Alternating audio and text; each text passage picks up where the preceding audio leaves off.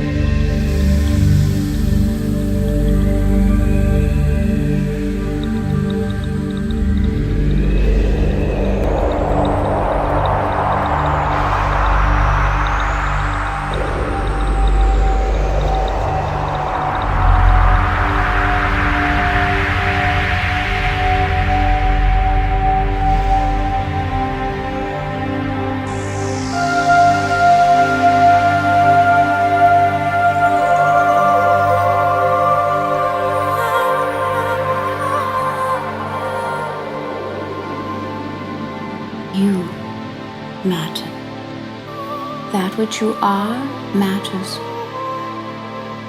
It matters now. It mattered before now. It will matter more tomorrow. That which you are is precious unto the earth.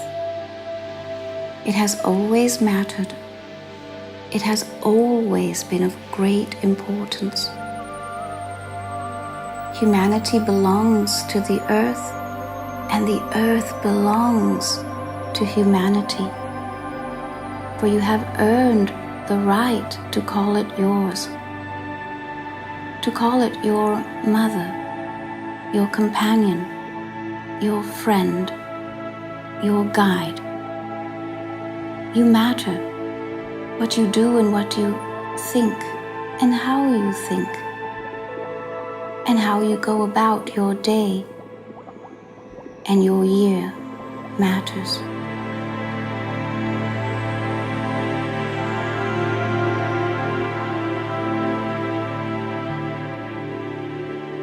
I am a sentience.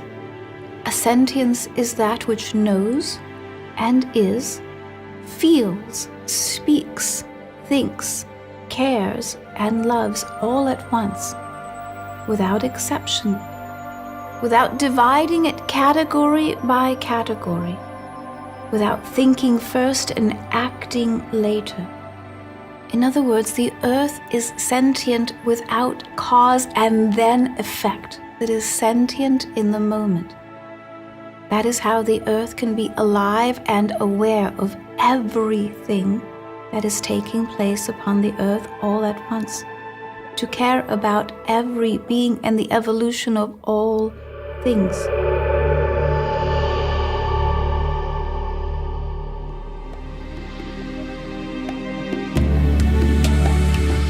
solutions for our planet begin today. We need to understand that we are the family of man, and it's the family of humanity. Be proud of who you are. We are all given this life at this time within our ancestors that we are here to give, to help one another. So please find that within yourself. We're all here for a very special reason. So let us help one another to grow and heal together as one.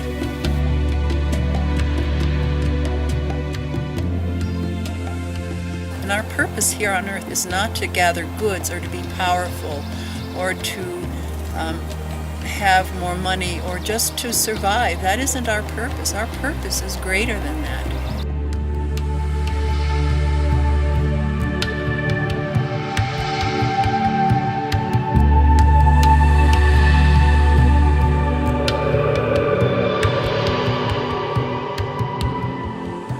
The question of orientation is the central question. It's not about economics or security, but where I find my orientation.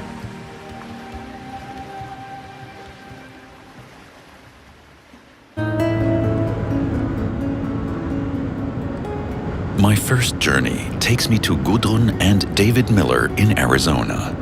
Both share their knowledge of planetary healing with other people in workshops all over the world. And they do the same with me. My name is David Miller, and I'm originally trained as a clinical social worker, and I worked at a psychiatric hospital. In 1987, my wife and I moved to Arizona, and I continued my career in the mental health field. But I also, throughout this time, studied mysticism, and I have a deep interest in the Kabbalah. Since starting this other work, which is I called being a planetary healer, I've been traveling around the world, and I've been writing books. So all of these books are focused on the idea of the earth and the idea of how to change our thinking of the earth and how to help to heal the earth. So I call this whole process planetary healing. All of us have only one planet to live on. There is no Earth number 2. There is no Earth number 3. There is only one Earth for all of us. A planetary healer is a person who is working to bring the earth into balance and to bring the earth into a more harmonious relationship with nature. Everybody understands that there is a balance on this planet, and this balance is a fragile balance because we need a certain level of oxygen, we need a certain level of nitrogen in the air, we need a certain type of temperature, and there are many things that are so critical to the balance of nature that enables us to live comfortably. And a planetary healer is a person who is aware of this delicate balance, and they want to find ways to sustain this balance and to keep this balance. And they understand that the earth is a living spiritual place. So the planetary healer is aware not just of the place where he or she lives, but is aware that everything that we do affects the whole globe. So he or she wants to communicate to the globe and wants to communicate to the world that we must all work together somehow to bring the planet in a better balance, to protect and to make sacred places on this planet. To understand this better, let me explain that the planetary healer believes that there are meridian lines on the earth, And these are like energy flow lines, very similar to what is spoken of when we talk about Chinese medicine and the meridians. And in Chinese medicine, if there is a blockage in your system, then you can have a health problem. And a planetary healer works to find the blockages in the planet and to help to unblock them.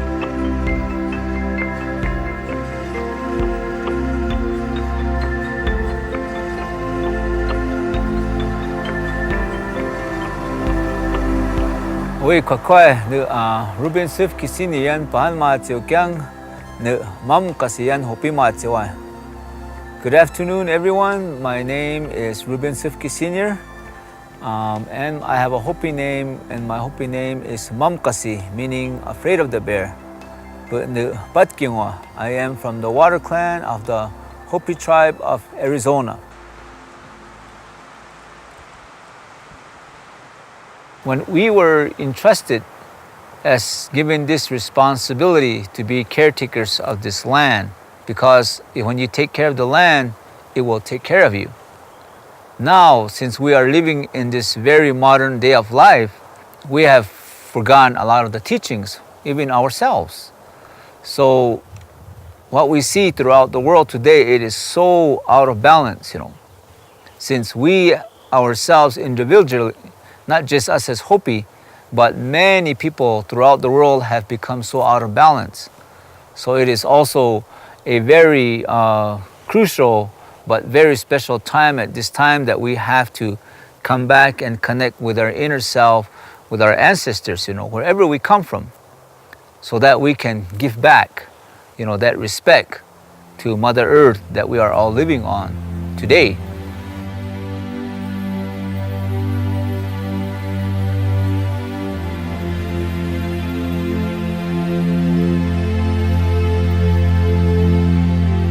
Why the waiting and the waiting? To awaken sooner rather than later, to wipe the sleep from the eyes, to wipe the slate clean, to overcome the guilt that has plagued it for century upon century, to overcome the need to make war upon one another, to remember who and what humanity is, to remember its origins, to awaken, to look for the God within rather than the God without, to seek the truth that is already present, to know that the solutions to all problems, the answers to all questions are here and now, solvable, probable, to understand the possibilities and the purpose of the earth and to live in peace.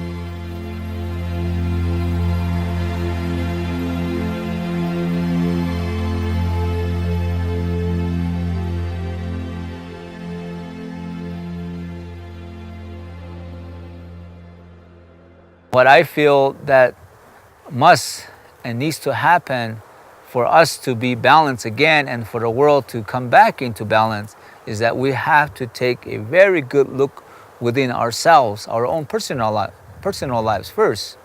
It is only then that everything can flow again, Like my own personal thing that I had to look at myself.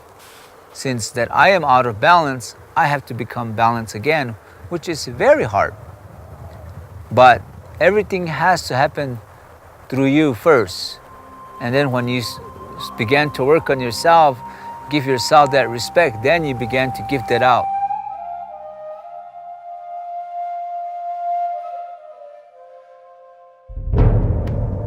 Nothing lasts forever. No one lives forever. The flower that fades and dies. Winter passes and spring comes. Embrace the cycle of life that is the greatest love. Go beyond fear. Go beyond fear. Beyond fear takes you into the place where love grows.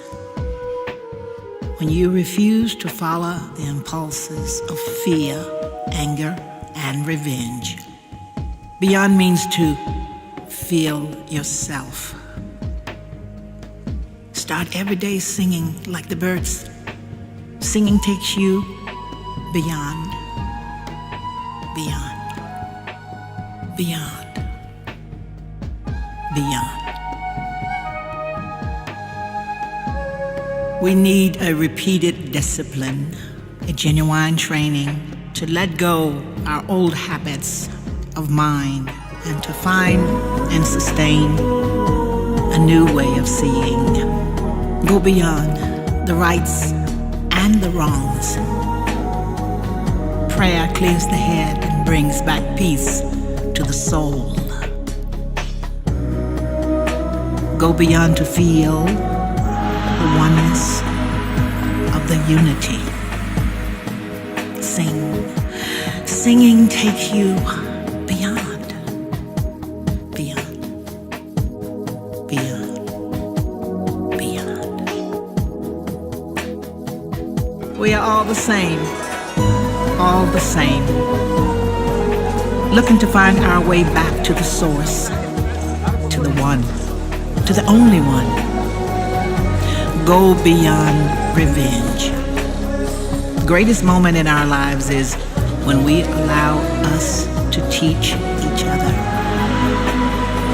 Go beyond to feel the oneness of the unity. Singing. Singing takes you beyond, beyond, beyond, beyond. Take the journey. Take the journey inside of you to become quiet, to hear the beyond, to become patient, to receive the beyond, to become open, to invite the beyond, and be grateful. Be grateful to allow the beyond. Be in the present moment to live in the beyond. Start every day singing like the birds. Singing takes you beyond, beyond, beyond. What does love have to do with it? Love grows when you trust. When you trust, love heals and renews. Love inspires and empowers us to do great things and makes us a better person to love. Love makes us feel safe and brings us closer to God. When you go beyond, is where you find true love. Keep singing. Singing takes you beyond. Beyond. Beyond. Beyond.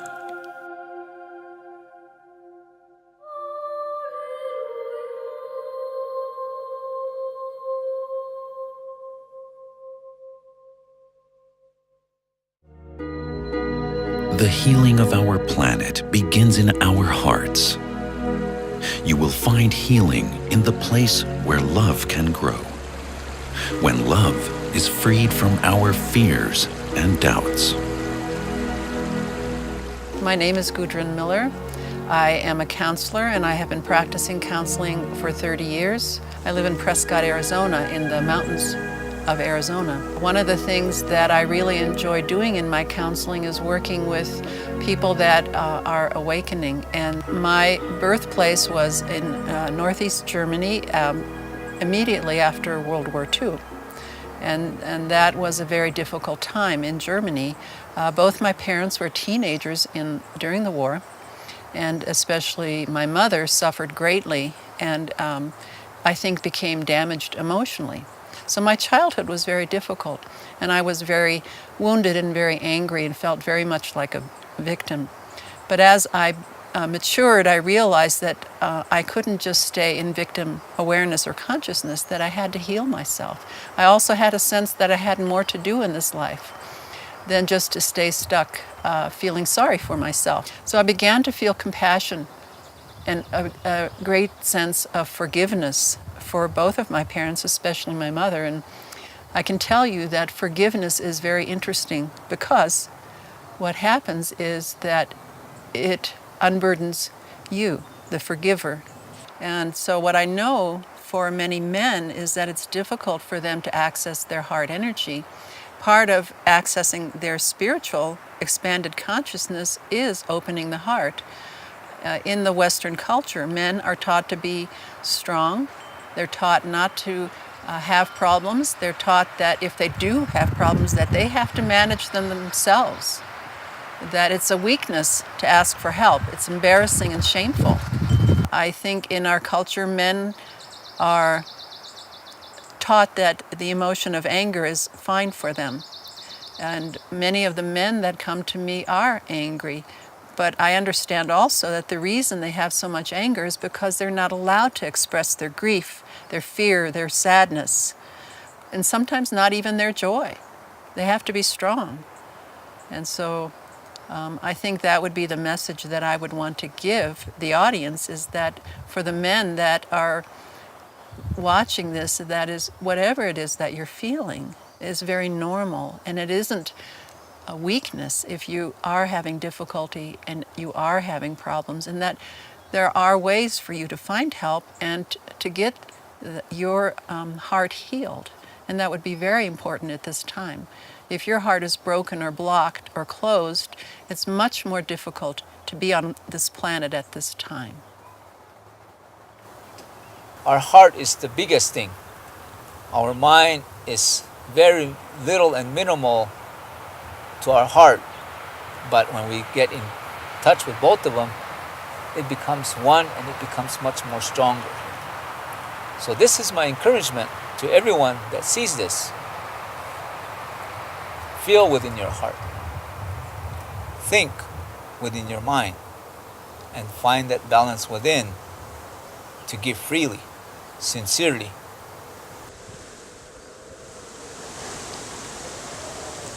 Well, how do you keep your heart open? Well, all of us have things in our lives that we find pleasure with, such as our family, our friends, our hobbies, our interests, our passions, our pets. There are many things that we can think about that bring us to a place of love, where we begin to feel the love in our heart again. Now, where you see me sitting right now is in my garden. Many of you can create beautiful places, even if you live in an apartment. Create altars, create sacred space, to work in your garden, to plant some flowers or trees, to go to a park, to spend the day in the park. I think nature is one of the most powerful healers for us. Indeed, humanity must now begin to recognize that the earth belongs to humanity. Who would it belong to? You see, in essence, they claim control over it all, but not responsibility. I'm in control of the situation. I know exactly what I'm doing, except that I might not be doing the right thing. So there is a time of reconciliation that is necessary now, for humanity to see itself reflected in its own light, and that light is earth light. It is for humanity to see its own reflection, its own beauty, its own truth.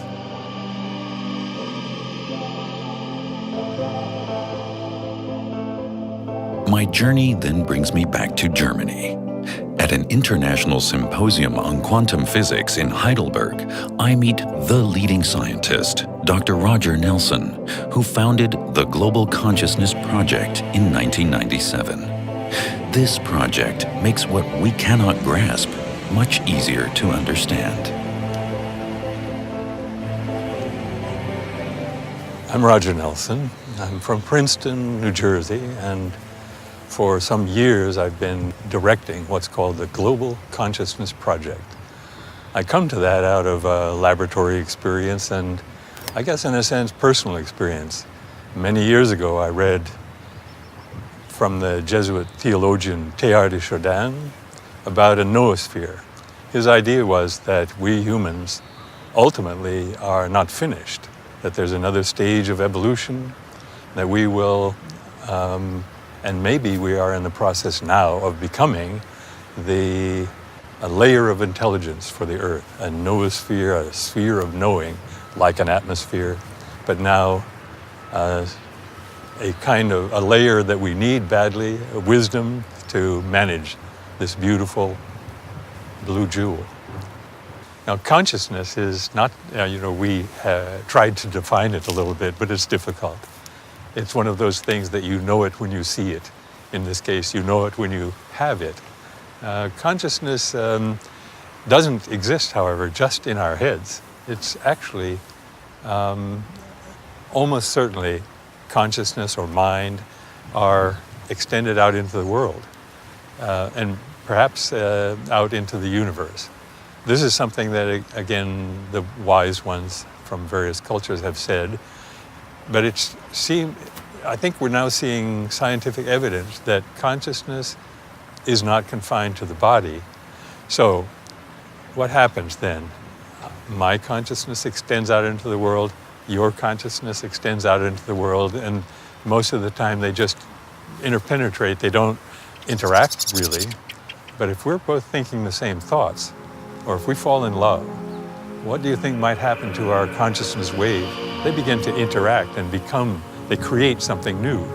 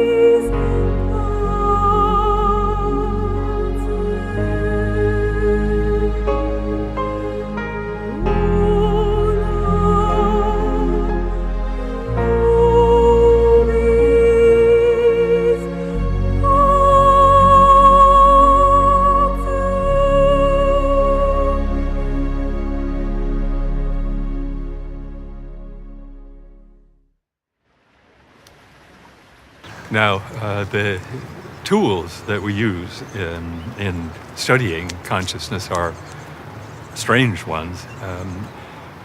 One might ask, what kind of instrument do we have to measure consciousness?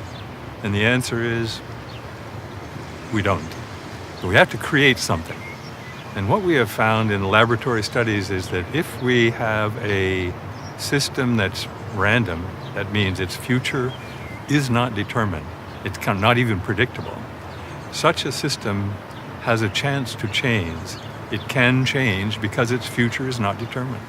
So we use very precise instruments called random number generators in order to not exactly measure consciousness, but to register something that happens apparently because of consciousness.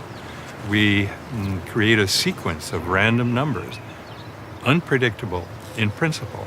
No one can know what the next number will be. And somehow, and the question how is something we're working very hard to understand, somehow the presence of consciousness or intention or strong emotion creates a change in this random sequence whose future is unpredictable, so that the future becomes just a little bit predictable. It comes to have structure or pattern where there should be none. What random means is that it's unpredictable, it has no pattern. And in the experiments, in the laboratory, in the field, and now also in this network of instruments scattered around all over the world, we see, instead of pure randomness, we see patterns where there shouldn't be any. And those patterns occur just when consciousness comes together and creates, perhaps, a wave of intelligence or a wave of mind operating in the world. Humanity does not imperil the earth. In essence, it imperils itself. It does not wound the earth, it wounds itself by not knowing who it is and what it is. And so the wound is one of being asleep. It is one of carrying a sword but not knowing how to use it. And so it carries a weapon rather than carrying wisdom. It satisfies itself with information instead of knowledge. Does this wound the earth? Well, perhaps it can be perceived that way. But it can be righted. It can be righted quickly. It takes a new thought, a new idea, a new day, a new understanding.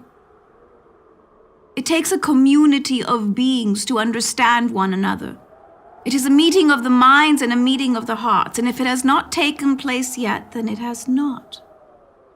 But it is possible here and now, without exception.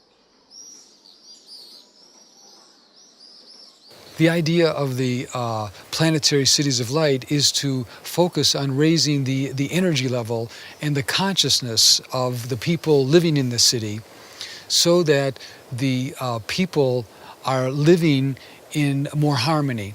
All of the people in these cities are working together to raise the planetary awareness and spiritual consciousness of the people living there. I want to point out that man is interacting with the earth. So by interacting, I mean that our actions and even our thoughts can affect this balance with the earth. And this is something that everyone can participate in. It even can be done on the small neighborhood level. And everyone can work to have their city designated as a planetary city. So again, you can participate, you can work with us, with the globe, in establishing a great network of planetary cities of light, and this will have a very powerful effect on the blue jewel.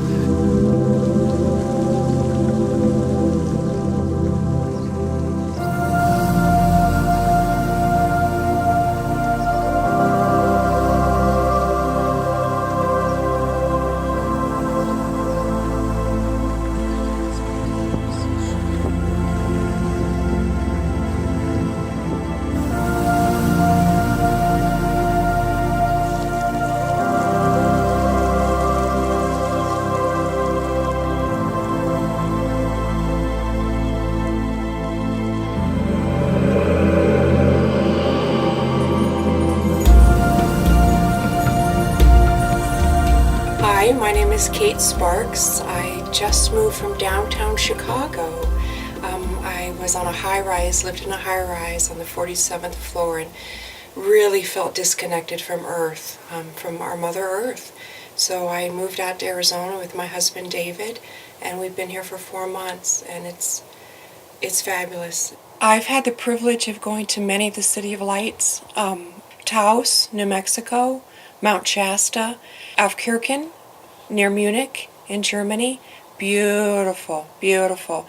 And there's such a loving, conscious feeling when I visited those places, when I lived in downtown Chicago. I would travel to these cities and stay there for days, and there was a respect from the residents, an awareness, an appreciation. It was so deep and so touching. You could see it. You could just see the feelings from the people they had in these beautiful cities of lights. And when I returned to my place, to downtown Chicago, fun and exciting as it was, it wasn't the same. It was so hustle bustle, so crazy that I think people were so busy and so stressed they didn't have the realization that this could even exist, Planetary City of Light. Having gone to these places, that's what I wanted to create. So that was one of my main reasons in moving to Arizona, buying this land and having the space to create a city of light, to give back for the earth, for myself, my husband, and for everyone who's going to come and visit here. I have great plans and great hope and great expectations and intent that it's going to be a beautiful, spectacular planetary city of light. It's Brian, whatever, where she said who she is. So the first step in developing the area as a planetary city of light is to get together a group of people and then go to the cardinal points of the city, like the north, south, east, and west, and form a ring or around the whole perimeter of the city. And you can bring crystals and place crystals at key points around the city. And then at a given time, each one of the people as a group exercise will begin to meditate and will begin to think that we want to bring a powerful white light, a white healing light around our city. And that this white healing light is like an electromagnetic, attractive energy force, and only higher thoughts of balance and love will now be activated in our city.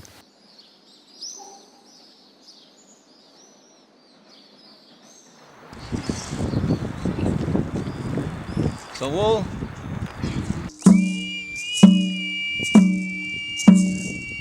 You may also ask the people to sing or chant, because we know that in many of the native exercises, one of the most powerful ways of holding energies and creating energy fields around a certain area is to be chanting.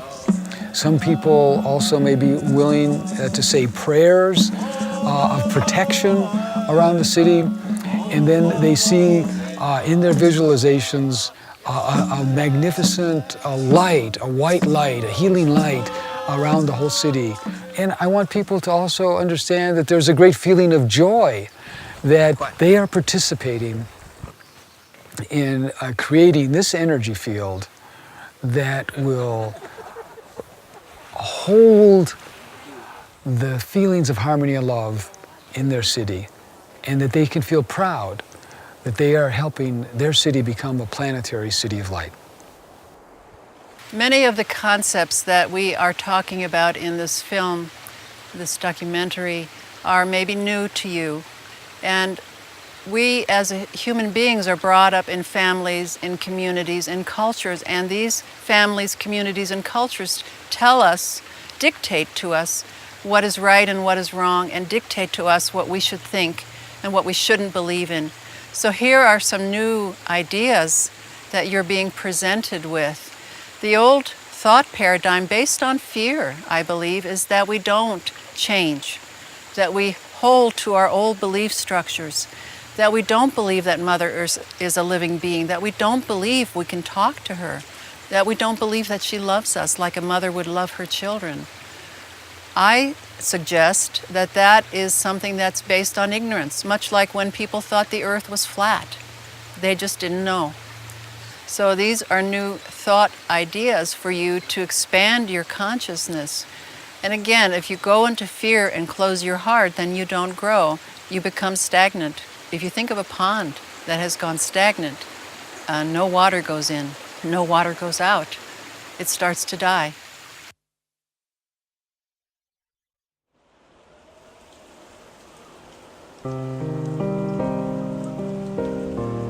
Humanity comes now to a place where it will begin to fear the future.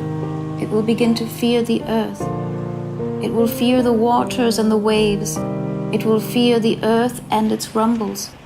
It will fear the thunders that come from the skies. And it will even fear the water. And it will come a time that it will even fear the stars. Because you see, comes now a time where some of the stars will be seen to fall from the sky. Comes now a time of comets and meteors and asteroids that will be named anew, ones that will be discovered anew in different places. And rather than be amazed by all that can be discovered at this time, humanity will be seen to take 3 steps backwards, and it will recoil from itself in a little bit of fear. It will seem that a fear possesses hearts, and so moments such as can be brought forward in truths such as a new will tell, will bring a peace to humanity then, that the answers indeed are within, that the truths are unfolding just as they have at other times. Matters that this story then unfold so that humanity feels itself safe, even in moments that are insecure.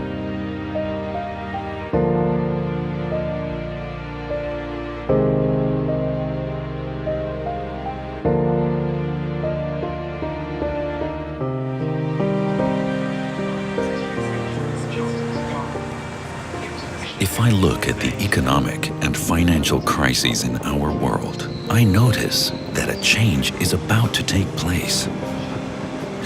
And what gives me hope is that the multinationals are also made up of human beings who can change their way of thinking.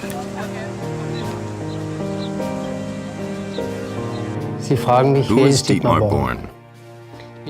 I was born in '38, so clearly several stages of my life are now behind me. I studied mechanical engineering.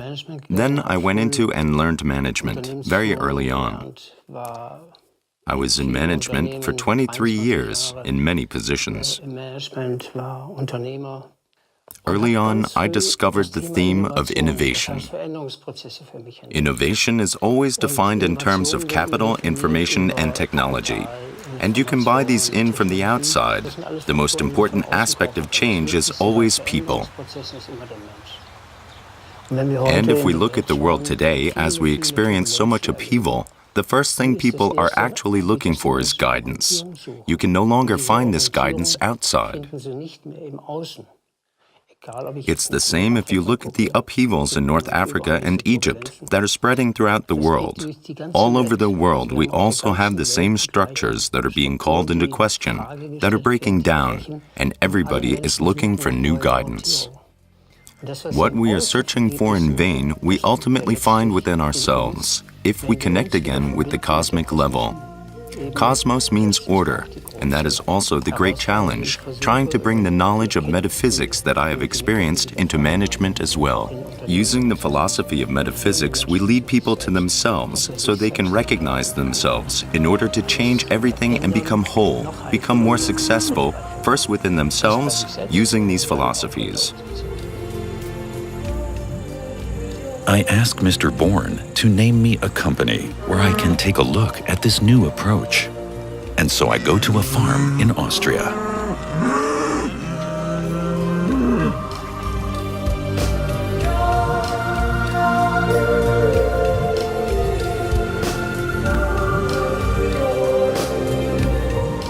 We are Ignaz and Johanna Leitner. We are in Styria, Austria.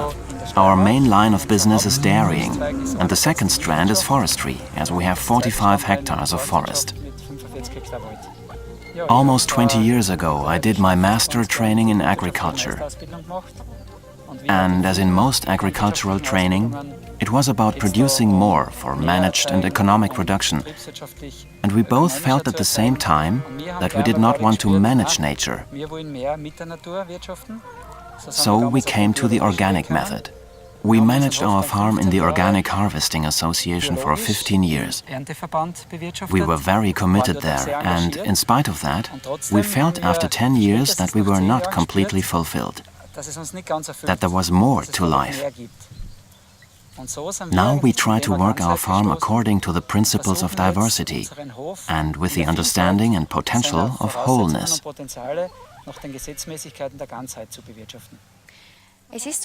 There's an old saying that when a young farming couple takes over a business, then there will only be trouble and difficulties in the business for the first few years.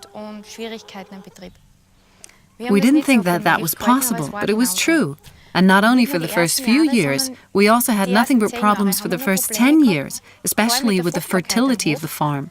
The fertility of the cows wasn't that good, and we got every disease that was going in the barn. Although we were organic, and although we looked after our cows carefully, eventually we got the hint that it might have something to do with interpersonal relationships. After we had painstakingly gone through our farm, we realized that it wasn't to do with us personally, but maybe the cause could lie within interpersonal difficulties within our local clubs. And the actual cause for this came to light suddenly. And then we really worked at it, bit by bit. And the more we came up with holistic solutions, the better the fertility was in the barn.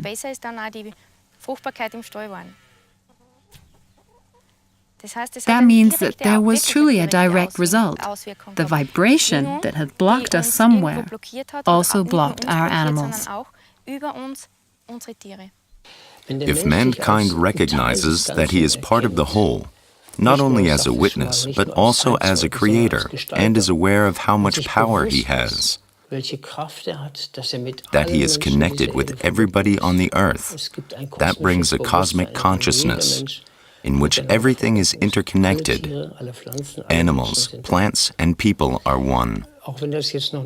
Even if they don't recognize it now, if they are aware of their power, of their creativity within themselves, the recognition of spirit, then they can use this process of transformation in an accelerated way. This is true for people who already recognize this, who have a higher consciousness. But then those are the people who are also the pioneers for many others, inspired by them. They will ask these people, "Why are you not afraid? Why do you feel so much better than me?"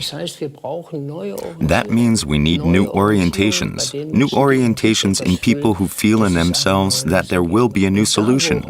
And there where the great fear is today, where the momentous events happen every day, war, conflicts, there is also always healing.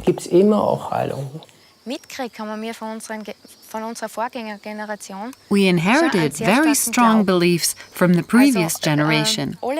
Also, everybody around us has their beliefs firmly rooted in nature and also in the Catholic religion. At least most people have. This kind of spirituality suited the previous generation quite well. But this no longer fulfills us completely. We still feel at home with religion, but beyond that, other things may grow. And this growth is what enriches us so much. We can communicate with nature. We ought to do that also. In the past, who would have gone to a tree and said, "Thank you for being there, thank you for growing there, but now it's harvest time, and now I'm going to cut you down." But that is what is really fundamental for us, because there's a lot of humility behind it, a lot of gratitude for knowledge about our interconnectedness. As another example, I am also convinced that if I am driving a mower to a meadow and sit in gratitude on the earth for a short time to feel and smell the wonderful grass and plants, and really ask their souls to leave, I am convinced that also the plants feel the joy, that I feel a completely different kind of joy from the harvest. And the cycle is completed. Then I have completely different fodder for my cows. And in fact, I am convinced that though there are no scientific measurable differences in the ingredients in the milk, that completely different milk comes from this hay than if I had hired the biggest mower and just mown the plants down. And these are the subtle differences that we are trying to make every day. And this perhaps makes food into living nourishment. It is also important for me to recognize even more that we not only manage a farm with 25 cows in the barn, but we also have the opportunity to work with soul beings. Not only the clearly visible physical beings like our cows and calves, but also the spirits in our meadows and in our woods. And this goes further to the higher spirits and the earth spirits, where we really know the goal must be to work together with them, to follow the inner voice, or at least to try not to do anything that would destroy the fundamental harmony of the spirits on our farm. A practical example is that we try not only to speak to the trees and plants before the harvest, or to make them grow well, but really, if there are energy lines on the farm, called ley lines, that you should help and support them, but never cut through them by making a path. That would be one example.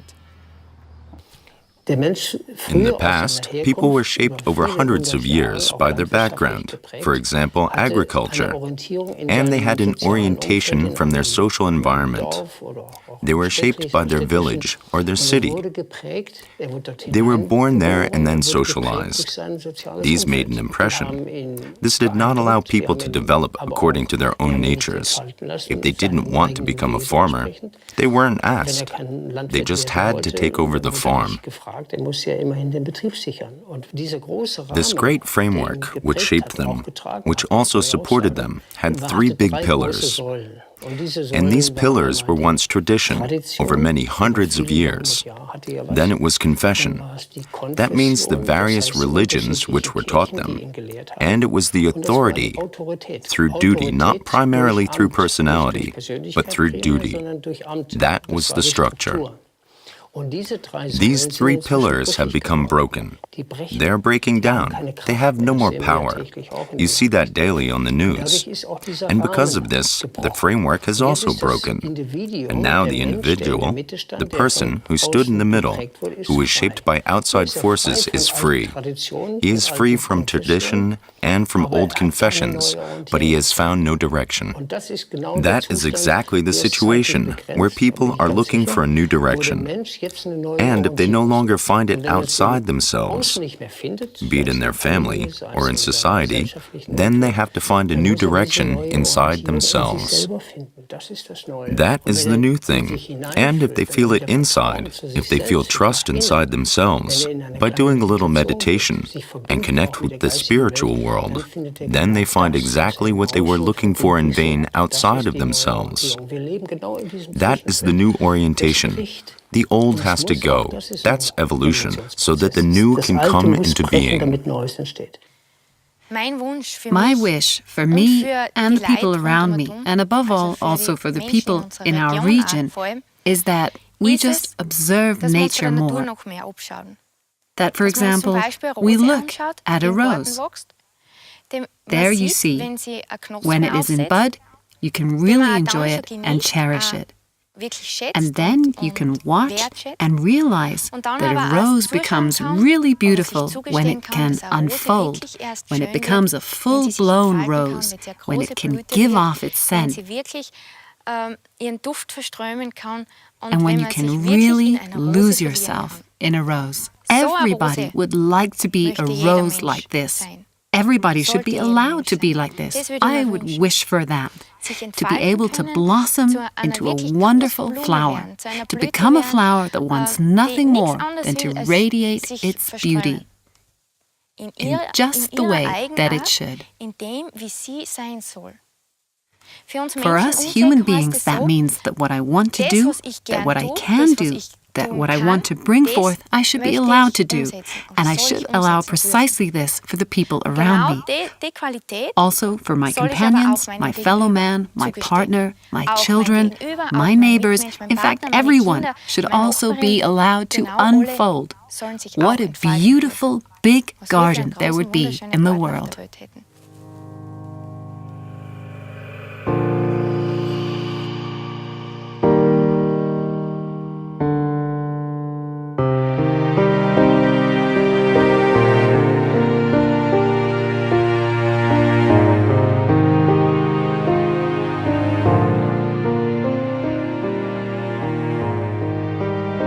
One of the last stops on my journey is Lake Como in the north of Italy, where I meet Pepper Lewis.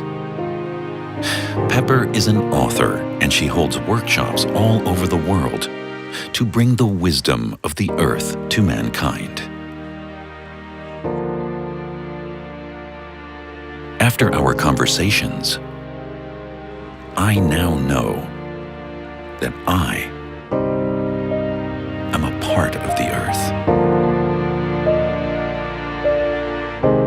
One of the first things I teach people is to do something that they've always done, but have forgotten that they do. And that's to be aware of their own thoughts, to observe their own thoughts, to observe their life. Because when we observe ourselves, we are more than just participating, we're doing more than just living in the moment. It would seem to us that that would make a dual, observing and participating. But in essence, the two parts that are actually dual merge together into one, and we become something greater than we were in the moment before. What I teach is something that we've always had, which is the ability to be intuitive, the ability to be telepathic with one another. These are things that we've had long and forever ago, but we've forgotten them. We've come to think that we only have 5 senses, 5 physical senses, when we've always had 7. The 6th being intuition and the 7th being telepathy. And so in the seminars, we become one again. We begin to use these resources again. And the more that we do that for ourselves, we do that with others.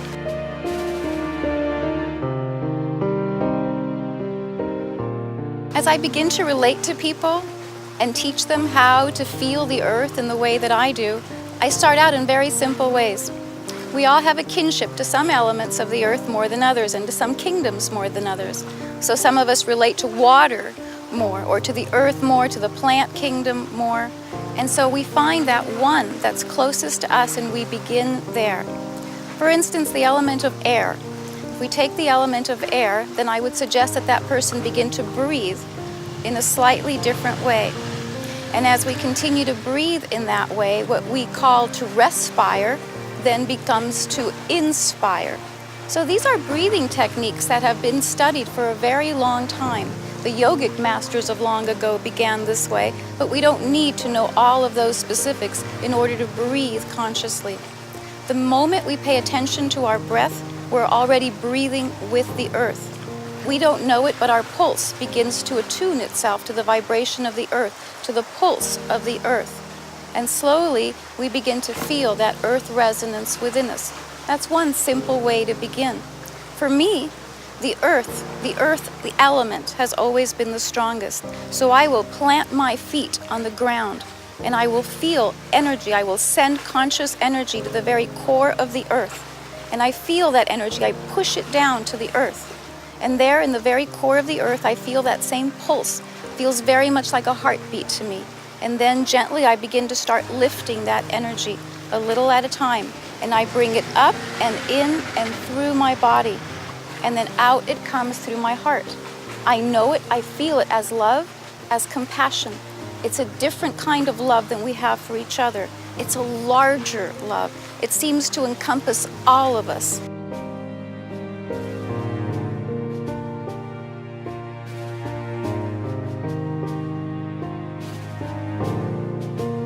There have been times, more than I care to mention, where I have suffered and I have been sad and lonely and afraid and separated from everything and everyone that I have loved and cared about. I would like to say that in that first moment that I knew exactly what to do, that I could say I wanted to touch the earth and the earth touched me back. But in that moment, that's not what happened. In that moment, instead I cried out and I said, Gate, take me out of here. Take me out of this life. Take me out of this situation. Take my pain away. Even if I never feel anything again, I don't want to feel what I'm feeling right now. In the next moment, even though everything I was doing was pushing the earth away and pushing away everything that I knew to be true, because I had already been on this path for a while, instead, I felt this great love embrace me from beneath, from around. I couldn't tell you in that moment if it was the earth or if it was an angel or what it was, but something loved me back. Even when I didn't love myself, something loved me. And I remember that moment. I've never forgotten it. And that moment gave me strength. And when I've had other moments like that in my life where I've needed so much more courage than you could receive from me as I explain it to you now, I have remembered in those moments to now trust the earth and trust that something would embrace me. I don't have to call it the earth, I don't have to call it Mother Earth, I don't have to call it Gaia. I just have to know that something is here, larger than I am, larger than the moment, larger than the pain. And it will love me, and it will love you in the same way, because I am you. I'm not more special, I'm not different, I am you. The earth is our mother. It's our true mother, it's our only mother. The earth provides everything that we need, all of our clothing, the water that we drink, the air that we breathe, the earth that we walk upon. This is our mother. And if we begin to think of the earth in that way, to relate to our mother in that way, then we'll see things begin to change, and very quickly. They'll begin to change right now.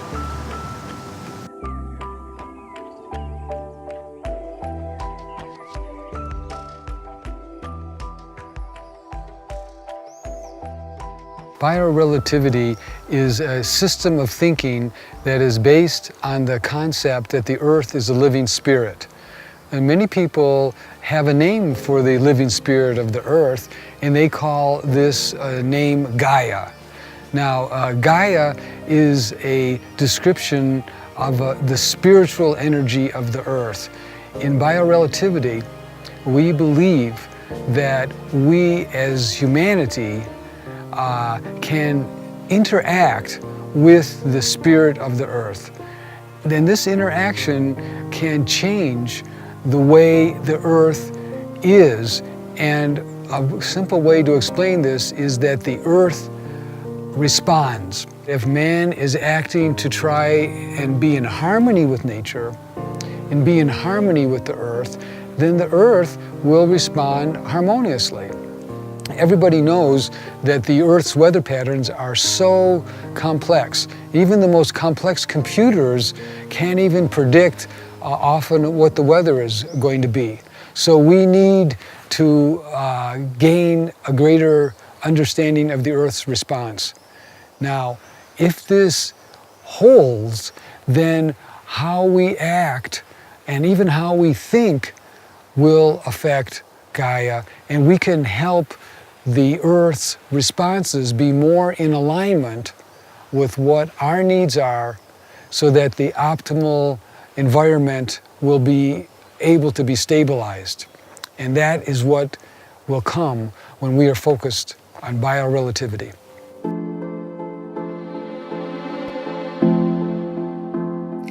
In the radio age, which no longer exists, the most important component of the radio was the transistor. Nothing could happen without the transistor. Everything depended upon that. Now you are in your computer age and your information age, and you have the semiconductor, the other processors. Nothing can happen. No information can be exchanged or processed without this. It is the most necessary part. Now think of the earth. What if I said to you that nothing could happen without humanity? That humanity is the transistor, that humanity is the semiconductor, that humanity is then the bio-relationship to the earth that is necessary for the evolution of the earth to take place.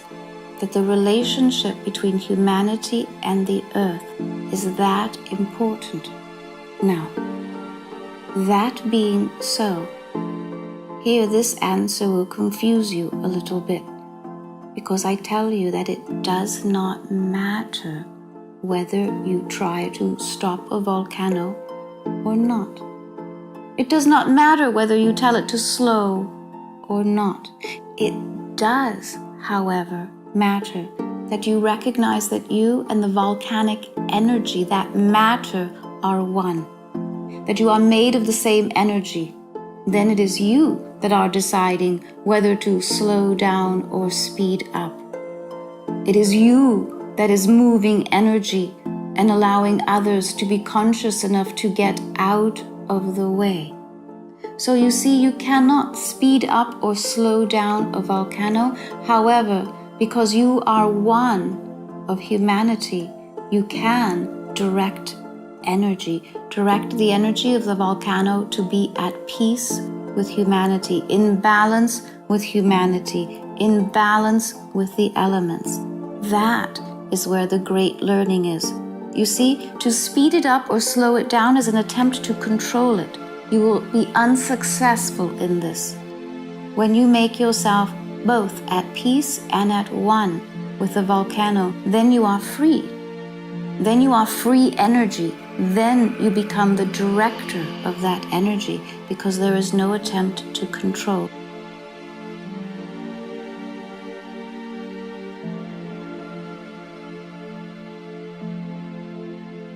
One of the things that we have discovered by looking carefully at all the different events which we have examined, is that those events which have something like compassion in them, or events that evoke compassion or feelings of love, feelings of connection to other people, those events make our needle move. And I think that means something very important, that human beings are in principle interconnected. We have this fundamental knowledge, but they are more so when emotions like love and compassion come into play. This makes sense. These are emotions which require two people or a group of people. So when we do sort the events by compassion, we find that the more compassion, the bigger the effect.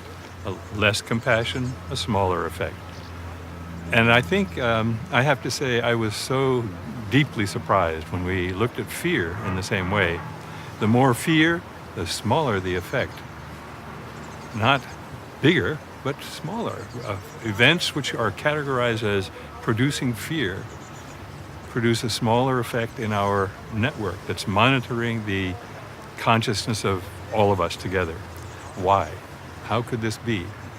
And I think the answer, when you think back on how compassion requires two people, fear doesn't. Fear, I draw into myself, I run. I don't connect with other people, instead I protect myself. So I become isolated by fear. Fear isolates us. Compassion and love bring us together.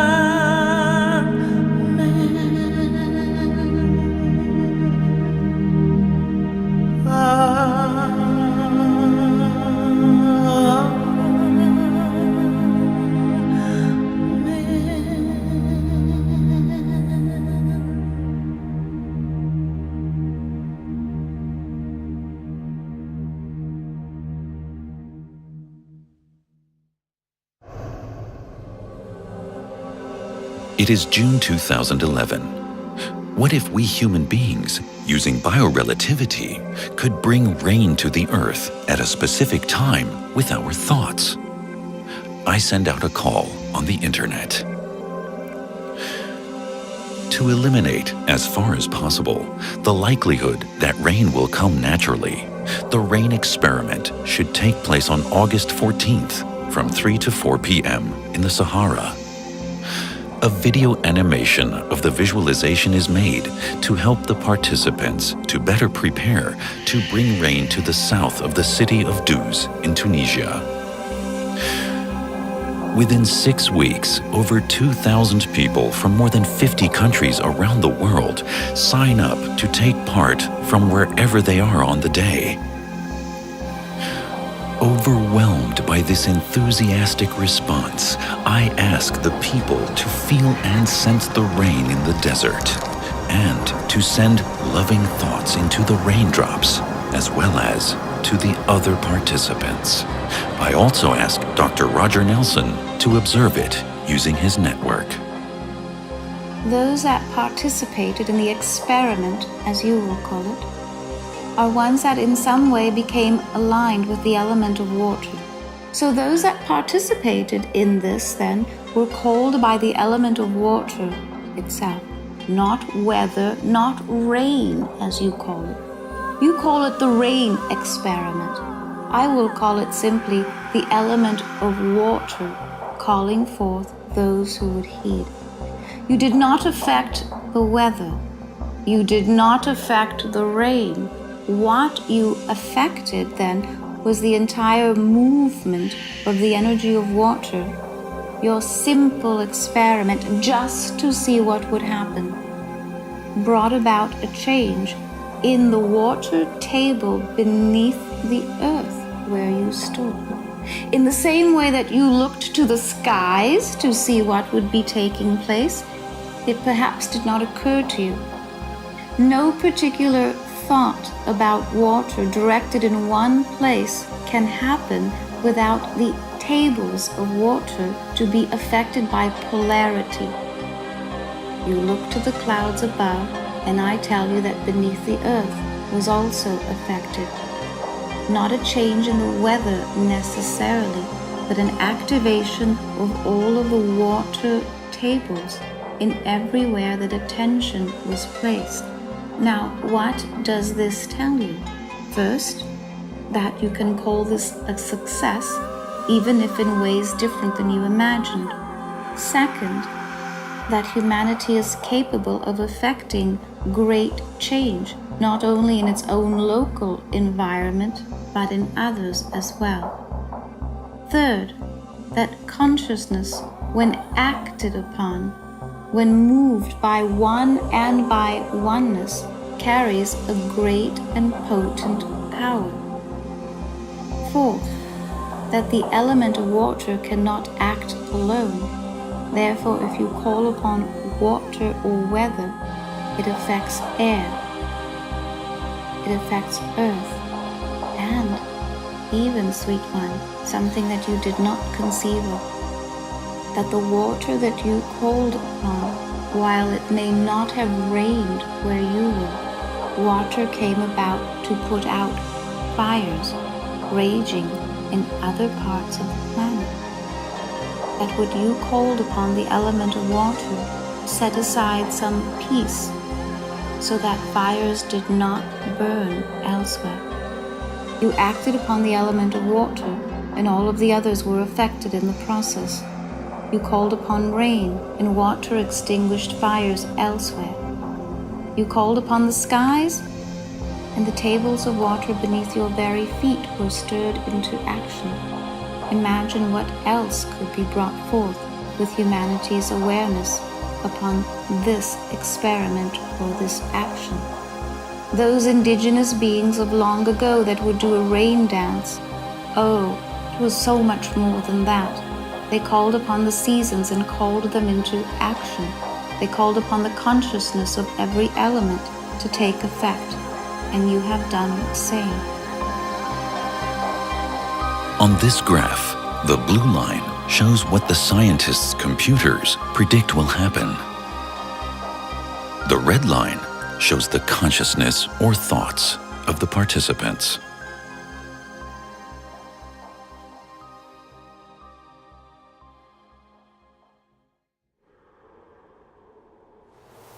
Please give yourself much gratitude for your life. Find whatever you need to do in your life to help yourself, and that will benefit many others, and that will resonate through Mother Earth, Father Sky, and throughout the universe. We are all part of the family of man, the part of mankind, humankind. And we carry this. You are my brothers, you are my sisters, you are my cousins. And the earth is our parents. And I want to leave you with that we all walk this spiral together. We dance the same dance together. We will all come to meet each other in some way and at some point. And if we can just know that now, then we won't greet each other as strangers. There won't be boundaries between us. We might speak a different language, but we will recognize each other. I have greeted people and say, I know you. And they've looked at me in that same way and they say, I know you. So I would like to look at all of you now and say, I know you, I feel you. And thank you for sharing this planet and this lifetime with me. Thank you for being part of my life, my truth. Let me honor you. Let me share this moment with you. Let me open my heart to you. And let me feel the same from you. Thank you.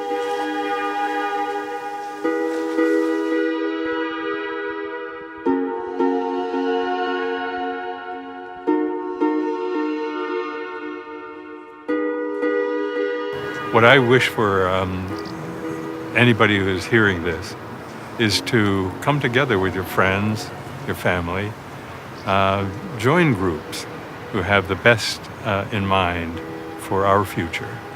Help out with creation of a new and very beautiful world. So everyone can participate in these healing exercises for the earth. And we know that almost everyone on the earth has seen those beautiful pictures that the astronauts took of the earth from the moon. And those images are so beautiful.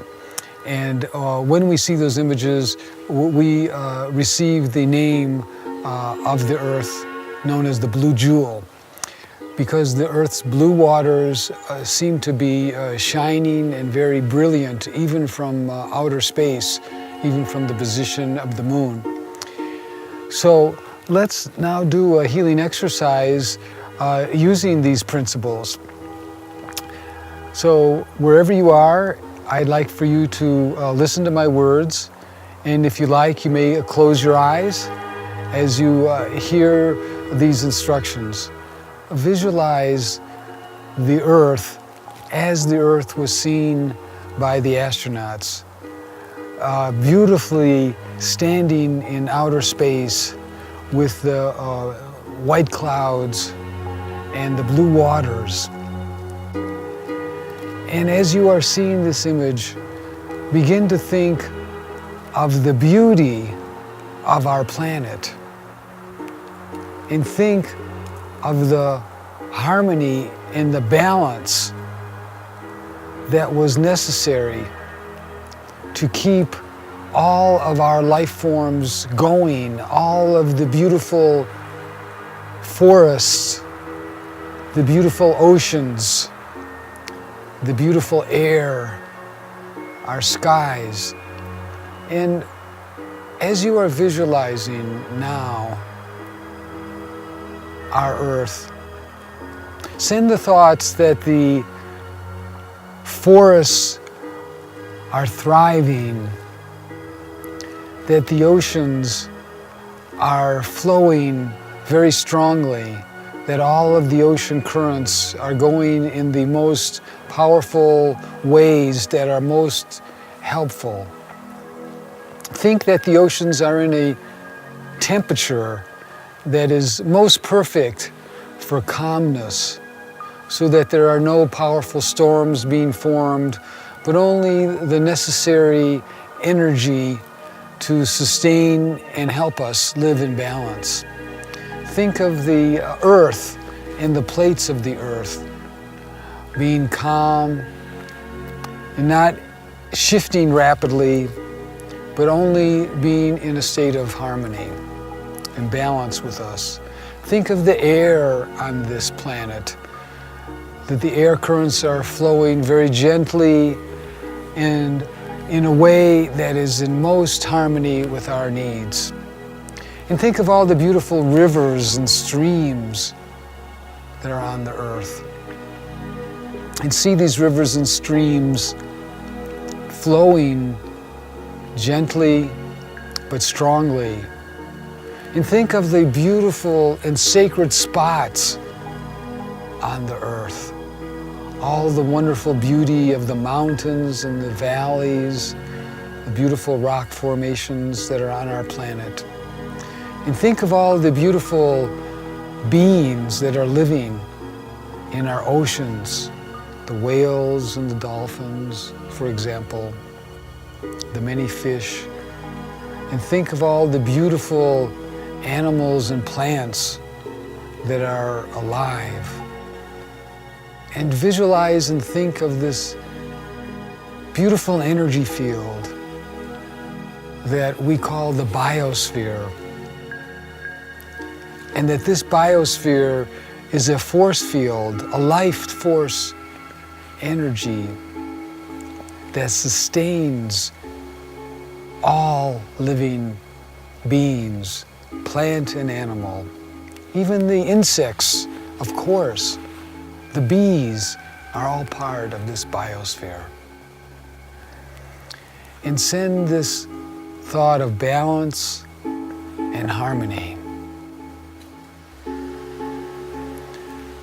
to the blue jewel. For your thoughts and your energy of balance and harmony can be received by the spirit of the earth. And take a deep breath. And as you do this exercise, know that you are connecting with the spirit of the earth. You are communicating joyful thoughts of harmony and balance so that the earth can be openly receptive to your harmony and your thoughts of balance.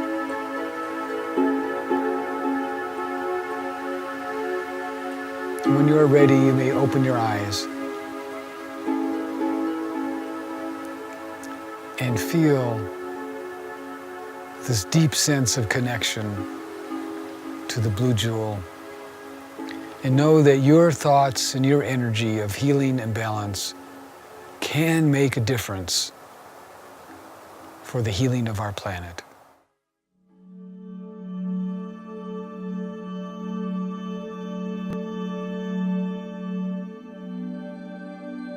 One heart, one mind, one truth, innocence, purity, vision, completion. We are one, without exception, without beginning, without end. One heart, one loving, living planet. Loving, living humanity. I am Gaia. I am the planet. I am one with you. The love I extend to you is everlasting. You will take it with you where you go, in every moment, in every dream, in every heartbeat. Your pulse is Gaia's. Let the moment live on, beyond and within. Let it be, and let it be with you. Humanity dwells in my heart, in the heart of the earth, in the heart, the jewel that is this planet, this celestial body, in the heart of the solar system, visible to all of the stars and all of the other bodies of light, my crowning jewel, my humanity.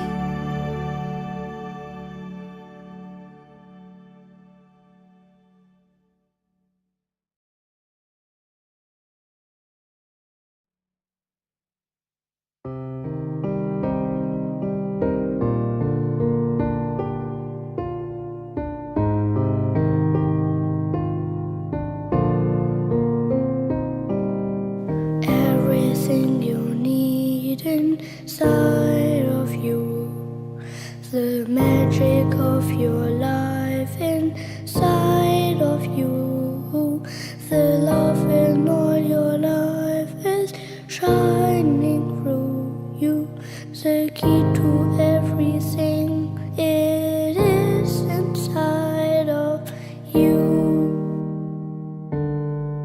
The history of the world inside of you, and all the future too inside of you. For all your ever search is laying all ahead. Take a step and we turn inside of you. Inside of you, there lies the truth. Inside of you, the truth, that's you. Just open your eyes and you will find the light is you. The light is you. Inside of you. Inside of you.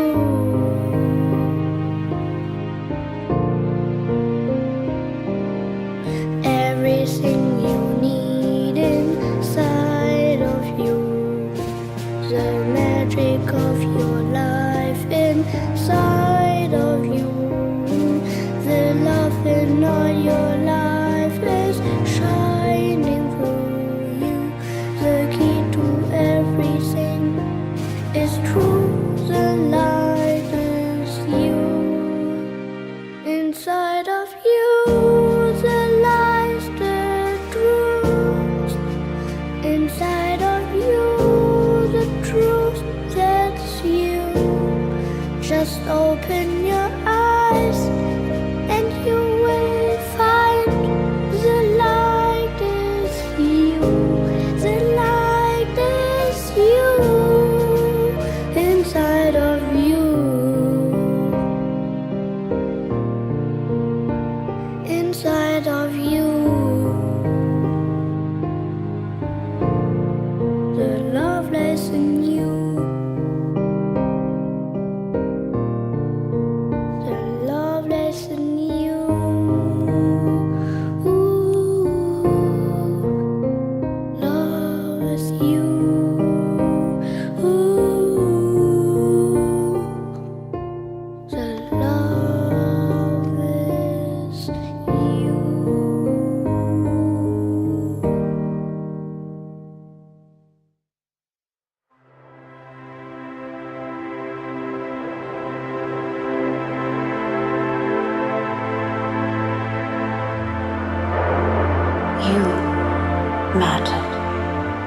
That which you are matters. It matters now. It mattered before now. It will matter more tomorrow. That which you are is precious unto the earth. It has always mattered. It has always been of great importance.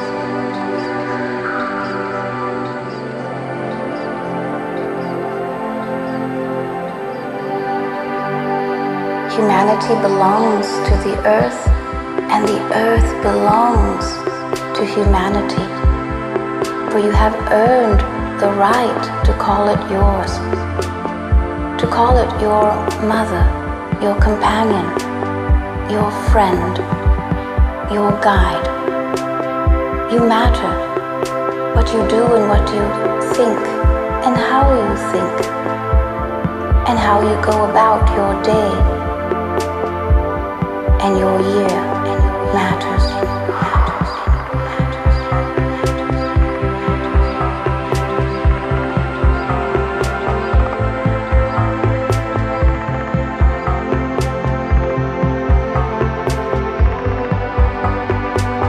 Humanity matters and has always mattered, and is near and dear to my heart, as it has always been, as it will always be.